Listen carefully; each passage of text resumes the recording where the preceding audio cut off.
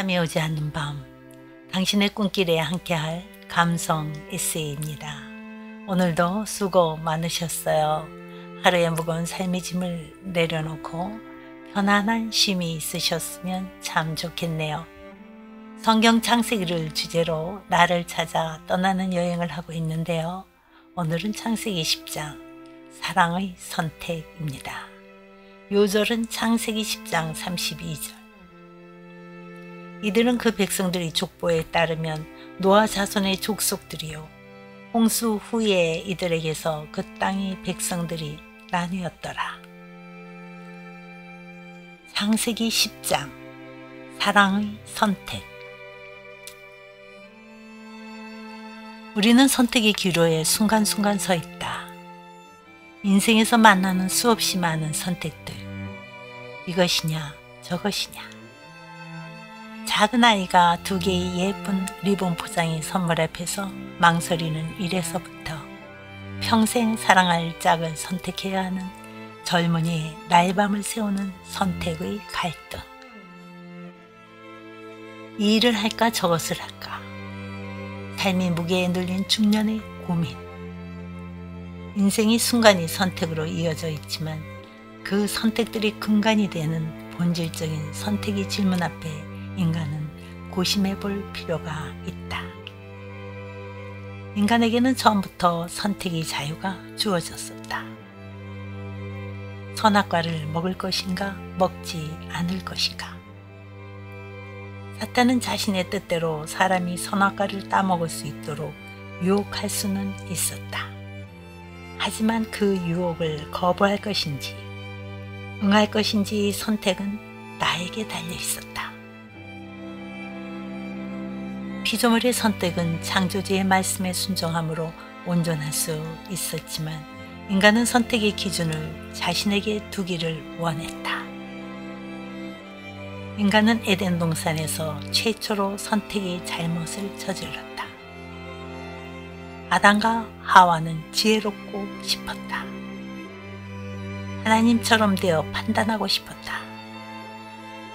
선택의 기준을 자신의 지혜에 두고 싶었던 인간은 결국 선택의 혼돈 속에 빠지게 되었고 인생의 길에서 늘 선택의 고뇌에 사로잡히게 되었다.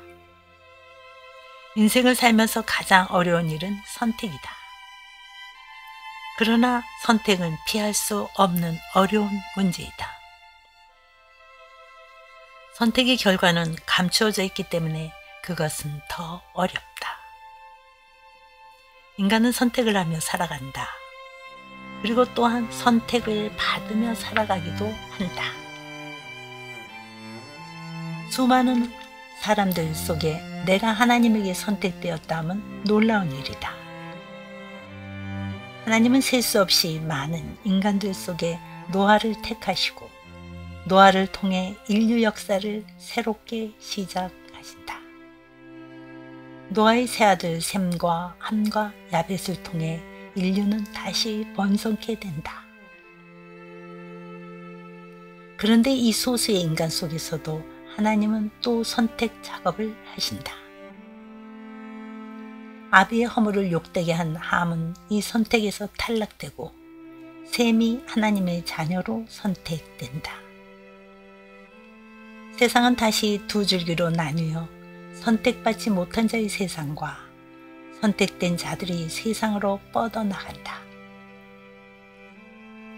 함의 자손은 계속 번성하였고 세상의 처음 영걸인 니므롯을 낳기에 이른다.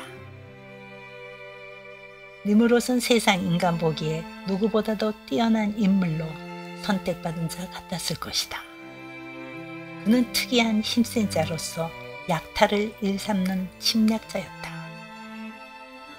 그는 스스로 모든 사람 위에 뛰어나다며 오만했을 것이고 그의 나라는 신할 땅의 바벨과 에렉과 아깝과 갈레에서 시작되었으며 아수르로 나아가 니느웨와 르호보들과 갈라로 뻗어나갔고 큰 성 게센을 건축하였다. 유기된 모든 인간이 보기에 니므롯은 훌륭한 지도자였고 흠모할 만한 자였다. 그러나 하나님 보시기에는 특이한 사냥꾼에 불과했다. 니므롯은 끝없는 소유의 집착으로 땅을 정복해갔고 성을 건축함으로 백성들을 번창케 했다. 홍수 이전에 죄악을 세상에 관영케 하여 심판을 앞당긴 자들은 세상에서 선택된 자같이 보였던 고대의 용사, 유명한 사람들이었다. 이제 홍수 이후 또다시 영거린 니므롯이 출현했고 그는 하나님 보시기에 반항적인 무리들의 우두머리로 군림한다.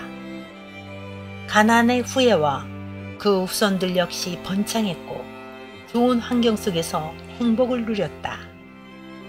그러나 그들은 저주받은 자의 쪽에 서 있었다. 마치 축복받은 자로 선택된 것 같았으나 그들의 운명의 결국은 저주였다. 가나안의 지경은 시돈에서부터 그라를 지나 가사까지와 소돔과 고무라와 아드마와 스보임을 지나 라사까지였으며 후에 땅은 결국 선택받은 자의 땅이 되어야 했다. 선택받은 셈은 에벨 온 자손의 조상이 되었다. 에벨은 셈이 증손자였고 그로부터 히브리인이라는 말이 유래되었다. 에벨은 믿음이 뛰어난 사람이었다. 그는 경건한 사람들이 모범이 되었으므로 히브리 사람 에벨로 쓰였던 것이다. 선택받은 자들이 조상을 뜻하는 히브리 사람들이 조상이란 칭호를 얻었을 것이다.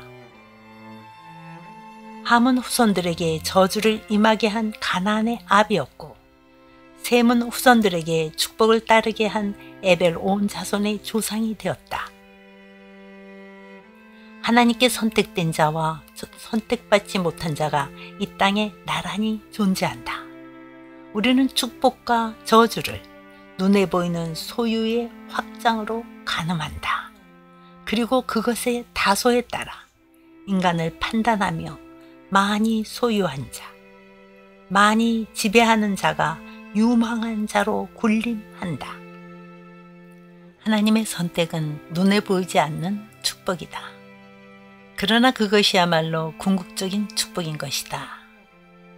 인간은 인생의 여정에서 만나는 선택의 기로에서 늘 눈에 보이는 이 땅에서의 축복의 조건을 선택한다. 그것이 곧 멸망의 길일 수도 있음을 외면해버린다. 먹음직도 하고 보암직도 하고 지혜롭게 할 만큼 탐스러운 것들을 택한다. 선악과를 따먹은 이후 눈이 타락했기 때문이다. 나의 선택의 기준은 무엇인가? 하나님의 말씀이 나의 선택의 기준이 되고 있는가? 나는 지금 어느 길로 가고 있는가? 내가 선택한 이 길은 옳은 길인가? 선택은 삶의 방향을 결정한다. 인생이 왜 이렇게 아픈지, 왜 이렇게 힘이 드는지, 지나온 길이 너무 험했다고, 오늘이 너무 숨가쁘다고, 내일이 소망이 없다고 말한다면, 삶에 지쳐 사는 게 너무 힘들어졌다면 잠시 멈추어 서서 인생에서 내가 선택했던 가치들을 돌아봐도 좋을 것이다. 하나님은 인간 역사 속에 늘 선택한 자를 두시고 그를 통해 인류를 구원할 여자의 후손을 대만케 하심으로 인간에게 소망을 주신다. 셈의 후손들은 소망을 믿음으로 받고 구원의 길을 걷는다. 10장을 마무리합니다. 선택은 삶의 방향을 바꾸죠. 살면서 우리는 수많은 선택을 하지만 정작 내 삶의 길이 창조주께서 원하시는 길인지에 대해서는 무심한 게 아닌가 생각해 봅니다. 창조주와 동행하시는 인생길을 선택하시는 복됨이 있으시길 기도합니다.